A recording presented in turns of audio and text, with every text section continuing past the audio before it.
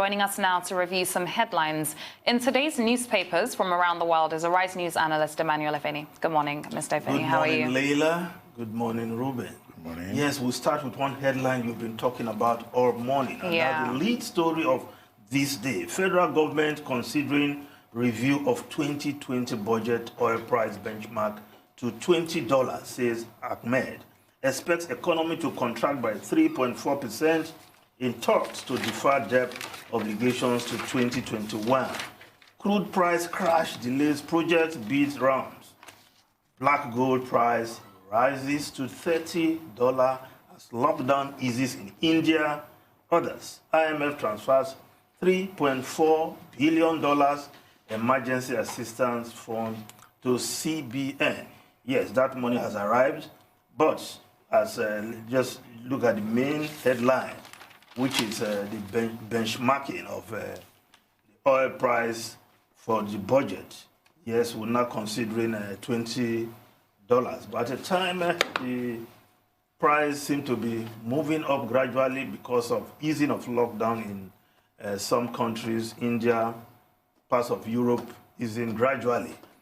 But it's better to err on the side of a low price so that we are not again subject to the volatility of oil price, which will be there. Anyway. But is there also the risk of also reviewing too soon, which is what I think Rotas and you, Dr. Abati, kind of adhered to earlier on the program?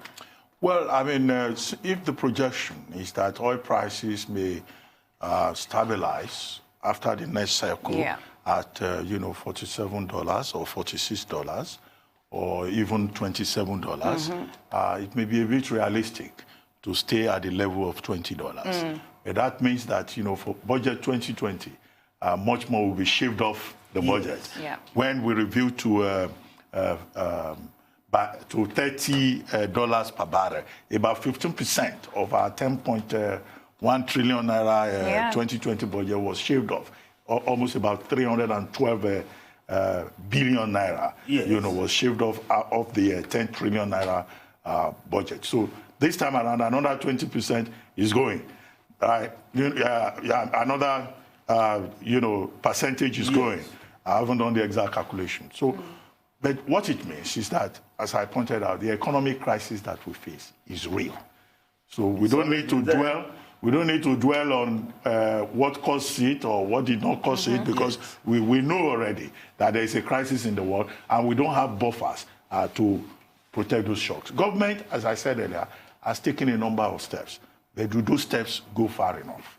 Take, for example, we're taking $3.4 billion from the IMF, which the IMF says it has released to Nigeria. But that in itself is just about 1 to 2% of Nigeria's GDP. So it's not enough. A drop in the bucket. Also, it's not enough. If we can get the debt relief we are looking for, because we spend so much money, much of our foreign exchange also servicing debt. Yes, we spend about 58% of our revenue to service debt. We are doing to get that debt relief, so that at least for 2020, and even if we can get 2021, not to pay some of those obligations that are due by way of debt relief, then perhaps it will also bring some succor into the system. Well, the international mindset is to, give debt relief to countries that are worst hit by the pandemic and whose economies are fragile.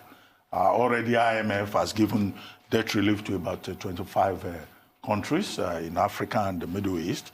I think the IMF has also approved money for us, right?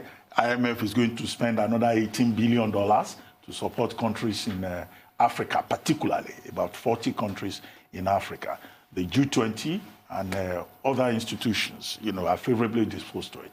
But what some African countries are asking for is what they call either debt cancellation or debt forgiveness. That may not quite work. For Nigeria, Nigeria in that category. But if we can get debt relief, that we don't have to service our debt over this period, then I think it will also we may again be lucky in that regard. But as I said, there are steps that we still have to be taken. We need to look at our oil and gas sector. We look at the non-oil sector. There are things that can be done in the short to medium term. our tax to GDP ratio. What are we planning to do? But these are things economists have been talking about yeah, but it's not it's not about holding talks, as Larutime will have put it. About applying it's about these things. Action. It's about moving forward. Political will to do the needful? Well, yes, political will, but in any case, it's now a matter of national of necessity, urgent necessity. Survivor, national survivor, if you will. Yeah, it's existential. Yes. Now let's move on to other issues. Of course, the coronavirus. The New Telegraph: 34 Kano doctors test positive for COVID-19. One dies. And if you look at other stories, the UNICEF: 1.9 million Nigerian IDPs vulnerable to virus. Lagos discharges 60 as patients protest in Gombe. Federal government treats victim with remdesivir Morse herbal treatment. Clinical test begins for German-US coronavirus vaccine. While, of course, the Nation newspaper also has a story: 34 more doctors positive. Nigeria won't rule out local help for coronavirus treatment, says minister. But again, the Punch newspaper, which we just look still on the coronavirus: Lagos battles shortage of reagents. FCT test kits running out. Merchants now treat chemical as if it's gold, says state government. Kano lacks adequate manpower for surveillance. Contact tracing, says PTF. A lot of stories there, but not many cherry stories. Lagos running out of reagents. Global shortage of reagents as well, which is what they say is leading to that. Yes. Then, of course, that doctors are being infected, which means, again, they're not getting the PPEs to deal with patients, because you don't know which patient will turn up, even if you are not in the front line of dealing with COVID-19 patients. You don't know which patient will turn up. So if they are not properly kitted with the right PPEs, this is the result we are seeing. 34 doctors. Those 34 will be out of the job for some time because they have to go into isolation and treatment. And what was it our guest said on the show yesterday? For every doctor that has to go into isolation, 6,000 Nigerians suffer. That is a huge number that we're seeing there. And it's not only in, Kano State that you have doctors and other health professionals being exposed to coronavirus or COVID-19. I mean, in Lagos, the Medical Guild a few days ago reported that 16 doctors in Lagos had also been infected. And the Dr. Efeni, who was on this program yesterday, the chairman of the NMA, was saying that, look, the figures being quoted by the federal government, you recall that the Minister of Health had quoted 113. Yes. Between the time that the Minister of Health said 113, 113 doctors had been infected. We've had cases from Jigawa, from Lagos, and now Kano. When you add all of that together, it means clearly that healthcare workers on the front line are clearly at risk, and they deserve, to be supported with protective equipment. And then, of course, the Minister of Health says they too themselves must take personal responsibility for their own safety. Yes. Yeah. What about the herbal cure? The minister is saying that we may have to resort to herbal cure. Well, I mean, since the success, in quotes, that has been recorded in Madagascar, and with many countries across Africa now rushing to get the herbal concoction from Madagascar, there's been, more talk about herbal remedy in Nigeria also. But the thing again is, the research has to be funded. We've always have the potential of herbal medicine, but somehow we've not taken it beyond. Well, the research has to be funded, and then the minister should go beyond just making the statement. This is the second time he's making this kind of statement. We must see, engagement between the authorities and the persons who say they have, the cure. There is a Catholic priest, who says he has come up with a COVID cure, and he is an expert in phytomedicine. There is the case of the Professor Maurice Iwu. And then 3, there is also the statement by the Irish Medical Foundation, led by Professor Paul Ogier, where, you know, they also claim that they have found a cure.